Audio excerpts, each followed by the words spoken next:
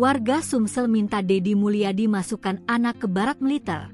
Kepala BNNK Oki, rehabilitasi gratis. Sepasang suami istri asal Kecamatan Kayuagung, Kabupaten Ogan Komering Ilir, Oki, Sumatera Selatan, menjadi sorotan setelah videonya viral saat mendatangi rumah dinas Gubernur Jawa Barat, Deddy Mulyadi, di Pakuan. Mereka memohon agar anak mereka yang masih duduk di kelas 10 SMKN 2 Kayuagung bisa dibina di barak militer karena diduga sudah terjerumus dalam penyalahgunaan narkoba. Menanggapi hal tersebut, Kepala Badan Nasional Narkotika Kabupaten, BNNK, Oki, AKBP Gendi Marzanto, menegaskan bahwa untuk penanganan pecandu narkoba, masyarakat tidak perlu jauh-jauh keluar daerah. Gendi mengatakan, pengobatan dan rehabilitasi narkoba bisa dilakukan di BNNK Oki secara gratis.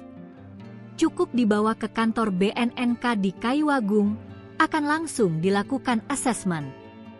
Ia menjelaskan, rehabilitasi pecandu narkoba melibatkan proses yang berbeda dari penanganan kenakalan remaja biasa, karena memerlukan metode medis dan psikologis tertentu, seperti detoksifikasi, terapi individu dan kelompok, hingga konseling rutin.